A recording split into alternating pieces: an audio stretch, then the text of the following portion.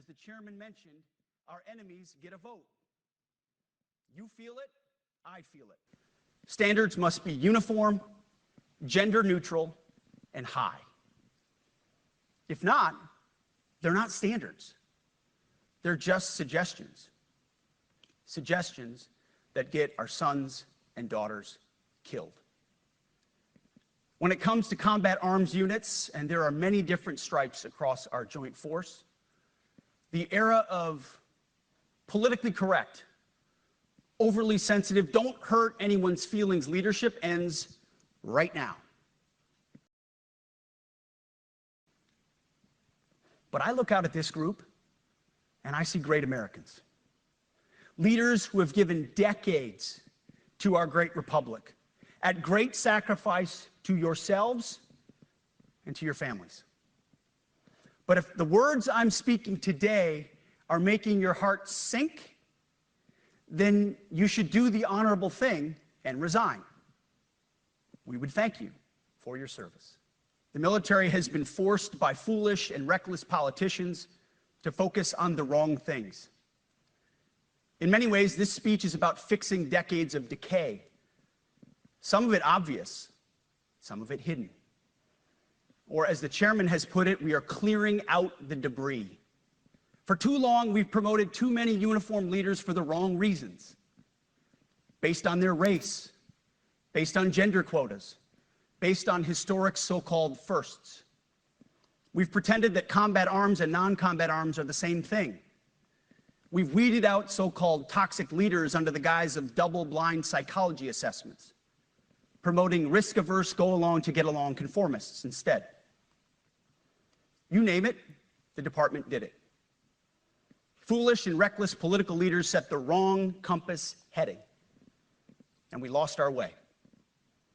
We became the woke department, but not anymore.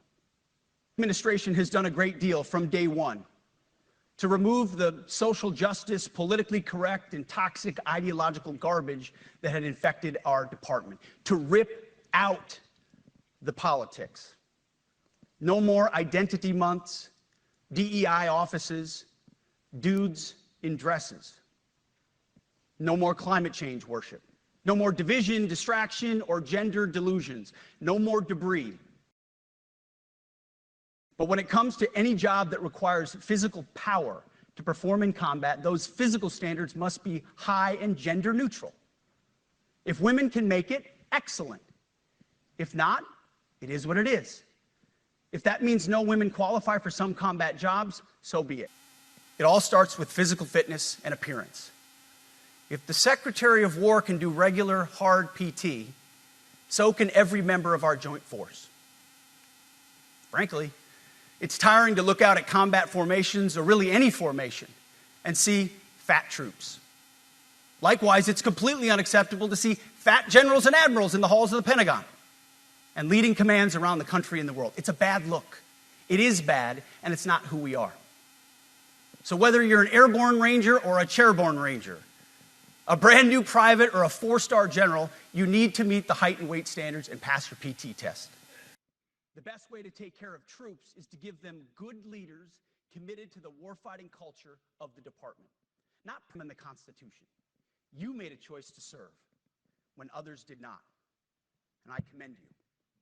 You souls made in the image and likeness of God.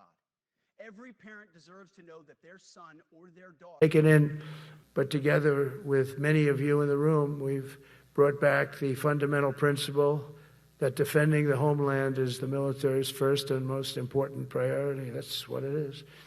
Only in recent decades did politicians somehow come to believe that our job is to police the far reaches of Kenya and Somalia, while America is under invasion from within. We're under invasion from within.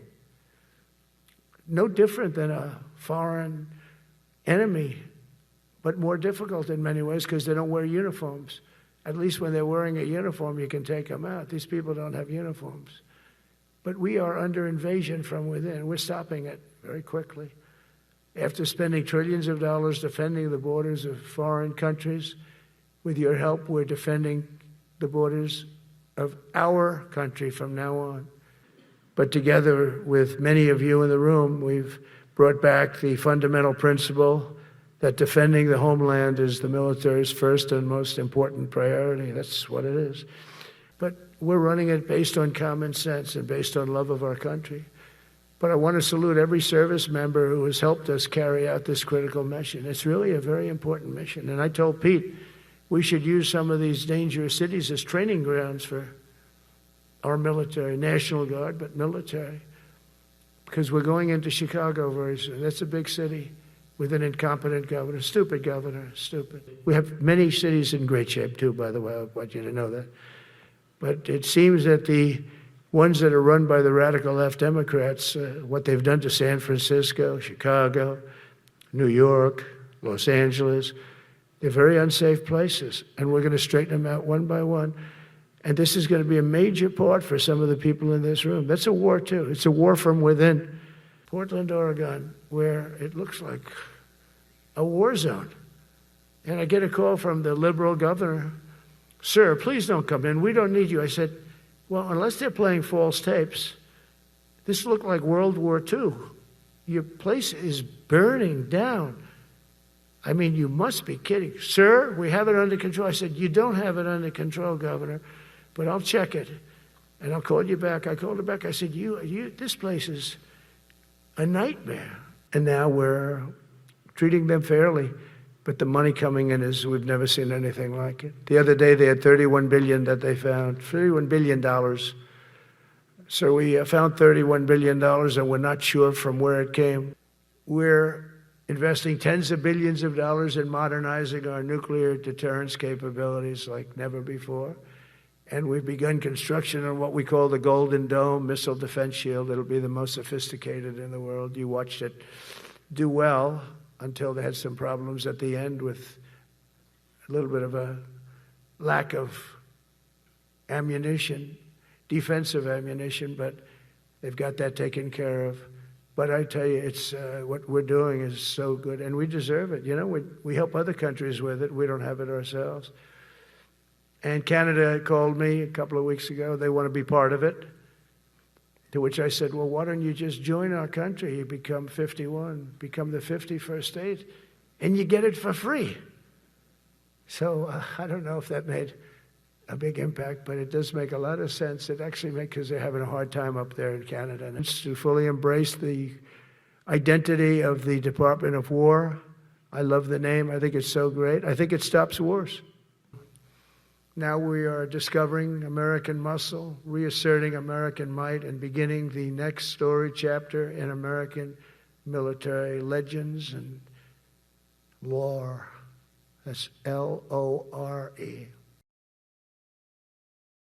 But we have just about everybody. We have one signature that we need, and that signature will pay in hell if they don't sign. I hope they sign for their own good, and we create something really great. We will vanquish every danger and crush every threat to our freedom in every generation to come, because we will fight, fight, fight, and we will win, win, win. I want to just thank you once again, and God bless the United States military, and God bless America. God bless you all. Thank you very much. Thank you.